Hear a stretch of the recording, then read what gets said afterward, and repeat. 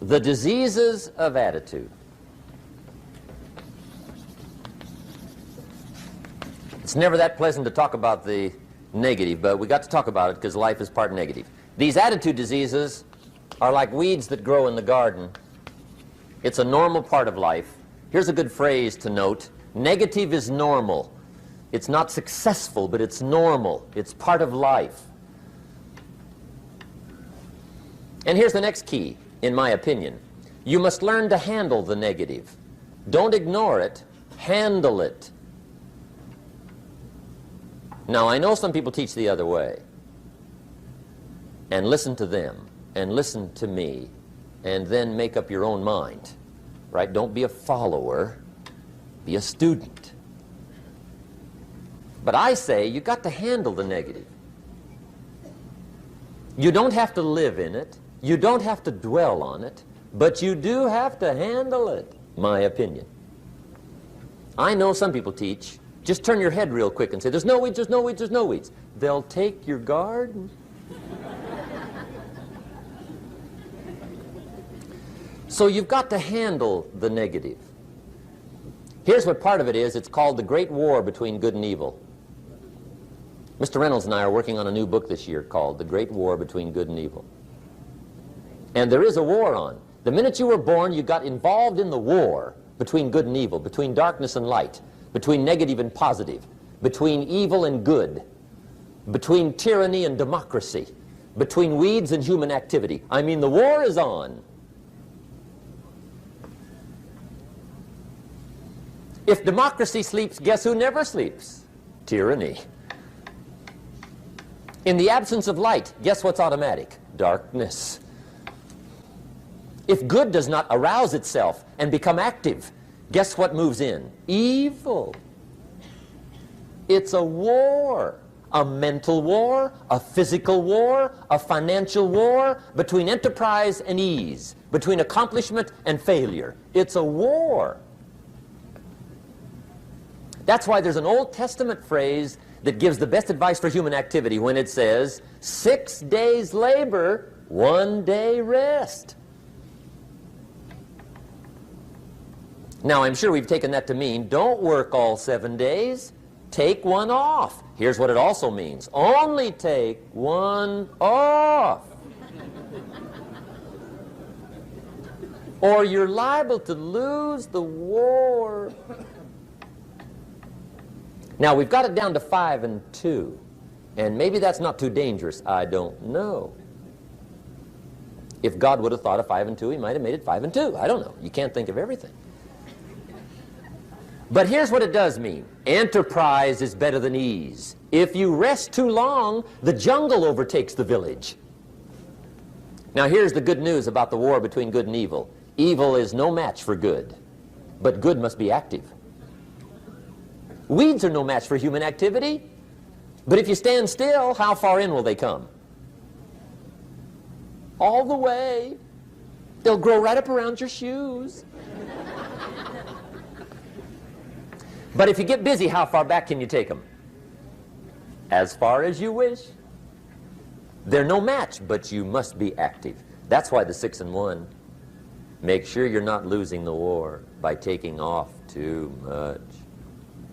Guess what the average years are after retirement? 6. 6. Which means don't retire. Your chances are too slim. Okay. The war between good and evil, the weeds. You got to make sure you recognize the negative, handle it, deal with it, and then go on. Let's make a list of the diseases of attitude that can wreck all your chances to do well. One of the words that destroys everything is called neglect. Neglect. And I found this out. A week of neglect could cost you a year of repair. It isn't worth it. So what to be on the lookout for? Here's the list. If you were making it, you'd have the same list I've got. Right? We're not covering anything new tonight. This is a reminding session, not a teaching session. But it doesn't hurt to go over it again. Here's the list. Attitude diseases. Number one is indifference.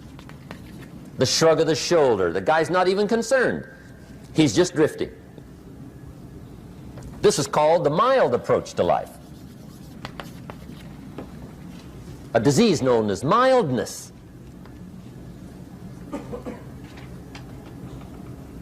The guy says, well, I can't see getting all that worked up. Well, to be any kind of winner, you gotta get worked up. There's one problem with drift. You cannot drift to the top of the mountain. And the good Lord said in the closing chapters of the Bible, here's the best way to live, one way or the other. That's best. Hot or what's next best? Cold is next best to hot.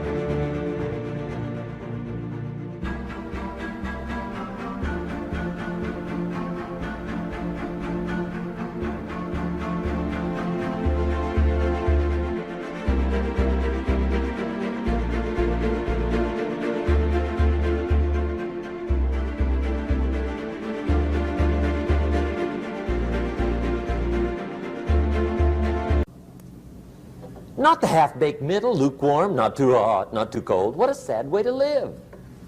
I think what it means is pick a direction and go with everything you got. Just pick one and go. Somebody says, yeah, but what if it's the wrong direction? You'll find out quicker. It won't take you 25 years to wake up and say, oh no, I've been walking the wrong road. I told my staff the other day, next best to prosperity is adversity. If one doesn't get you, pray for the other. We all do better from one of two reasons, inspiration or desperation. And I don't wish anything bad on you tonight, but if you're not inspired, I hope a wagon comes down your rut.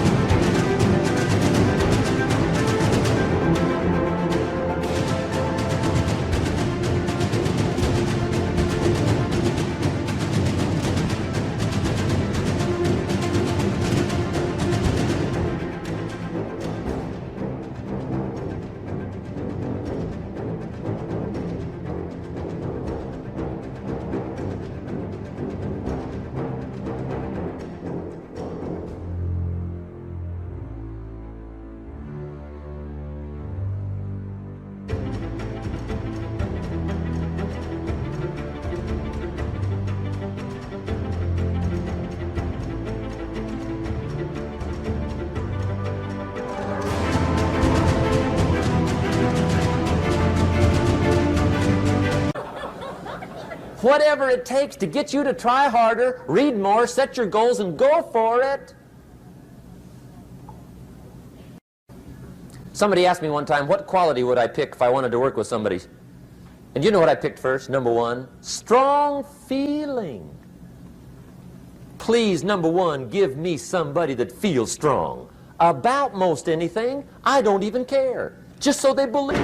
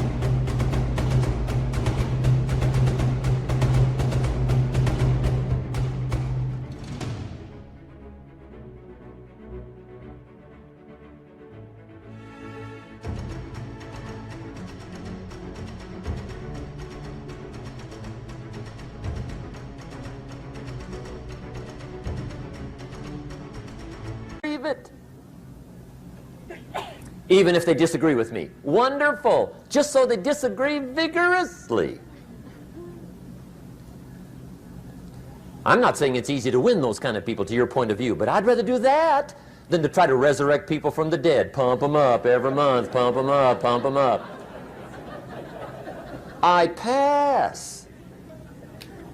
Having a positive attitude is a crucial element in achieving your dreams. It can greatly impact your outlook on life and your willingness to persist through obstacles. A positive attitude allows you to see opportunities where others see setbacks. It helps you stay motivated, even when things get tough, and enables you to push through setbacks and failures. When you maintain a positive attitude, you become more confident in your abilities to achieve your dreams. You believe in yourself.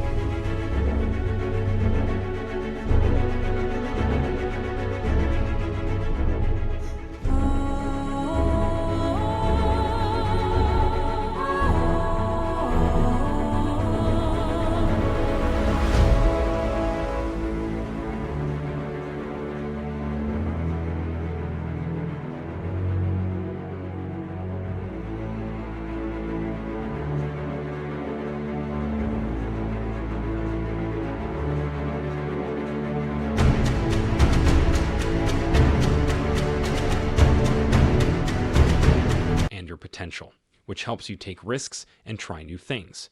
Instead of dwelling on what could go wrong, you focus on what could go right, and you remain optimistic that things will work out in your favor.